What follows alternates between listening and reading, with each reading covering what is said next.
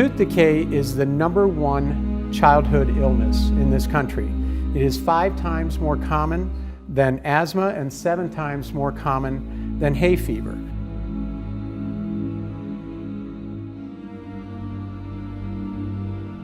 Seeing early childhood caries, or ECC, in young children is really difficult. Kids at the greatest risk often come from the most vulnerable segments of our society, including lower socioeconomic and specific ethno-cultural groups.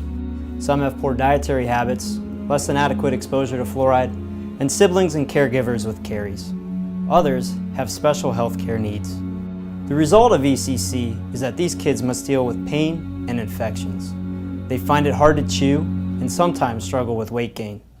They also risk damage to their adult teeth, malocclusion, and extensive costly dental treatment, which families often cannot afford.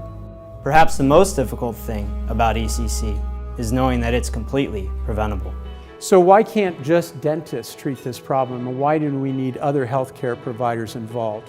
Across the country, we know that only 48% of children age 1 through 20 who are in Medicaid coverage ever see the dentist for any type of dental treatment. Now the good news is, over the last decade, we've seen that grow by over 60%. So there is untreated disease that's still out there. And the dentist cannot be the only healthcare provider to manage this problem. And we know it is impossible to manage if caries have already occurred. You cannot treat your way out of this disease process. Prevention is the only thing that we can do. The Age 1 dental exam is as much for the caregiver as for the child. Educating the caregiver about the child's oral health, and even their own, is an essential part of this well-child visit. The exam itself is quick and simple. Then you can talk about things like not sharing cups and silverware, not putting the child to bed with a bottle, and avoiding sugary foods and drinks.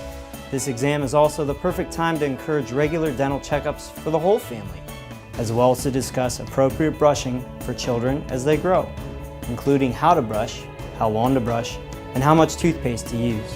The ultimate goal of the Age 1 dental exam is to reduce the epidemic of early childhood caries through awareness, education, and prevention. My hope is that the healthcare community, particularly providers who care for children, will not only recognize the impact of oral health on total health, but also will become oral health advocates with their patients and families, in their communities, and beyond.